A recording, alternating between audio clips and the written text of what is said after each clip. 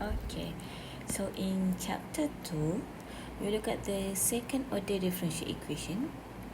Alright, for the first part. And the next part, we will look at the higher order differential equation.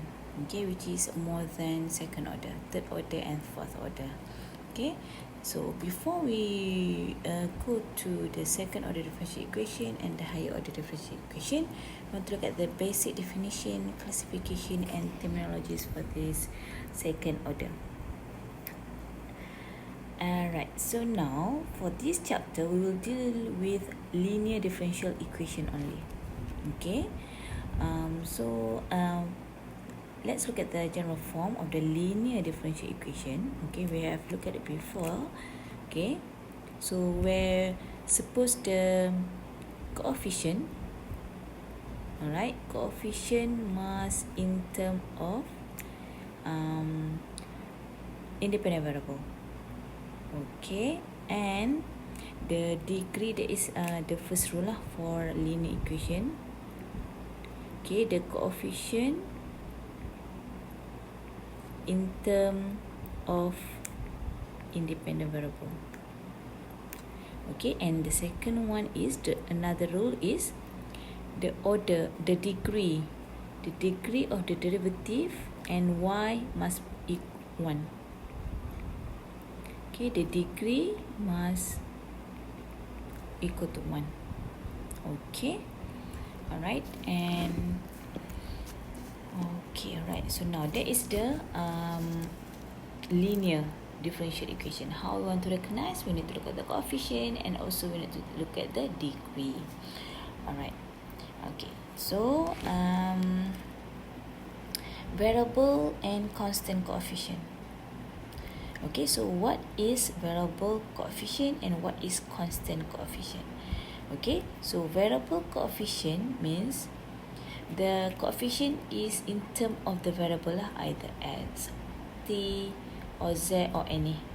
Okay, and normally can be written as a and s, a and t, a and z if based on the dependent or independent variable there. Okay, but for constant coefficient, meaning that we have a number. Okay, it can be positive, it can be negative, it can be fraction and so on. Okay, and can be written as a naught and so on. Okay, so we have two types of coefficient. Okay, in front here, either constant or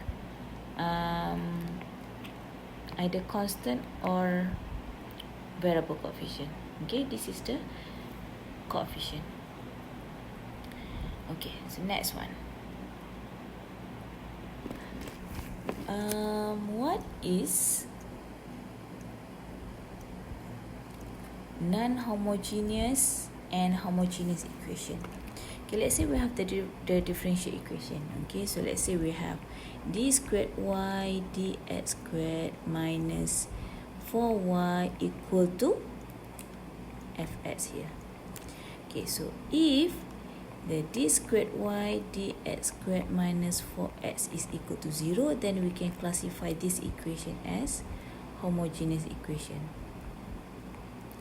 Okay, second order linear differential equation, okay, with type of homogeneous equation. Okay, so we know that this is second order and this is linear since it's fulfill the coefficient also, but and is a type of homogeneous since the fx is equal to 0.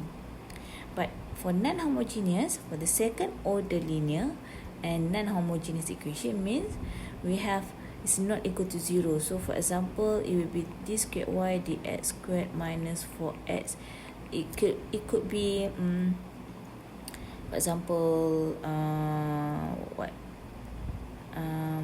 5.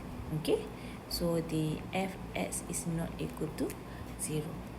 Okay, it's still linear. Okay, alright, so now let's look at the example 2.1.1 here. Okay, so I want you to determine whether it is linear or non-linear. Okay, so if you look at here, yes, it is linear. Okay, because it fulfills both condition, which is the coefficient is either constant or variable. Okay, so this case is constant variable coefficient, and it's not a variable. Okay, and it is homogeneous equation. Okay, because it is equal to 0. Okay, so now let's look at number 2. Is it linear or non-linear? Okay, so it's non-linear because the degree of y is 2 and the coefficient is in term of y, is not in term of x, so it is non-linear. And it is both constant and variable. So here is variable and here is constant. Okay, and we can say it's a variable coefficient. Okay, it is homogeneous or non-homogeneous. Okay, we have the fx here, which is not equal to 0. Therefore, it is the type of non-homogeneous equation. Alright, so number 3. Can you classify this equation? It is linear or non-linear? Okay, in this case, it is linear with a variable coefficient. Why? Because the coefficient here is in terms of independent variable x, and it is variable coefficient. Okay, and also for this case here it is non-homogeneous.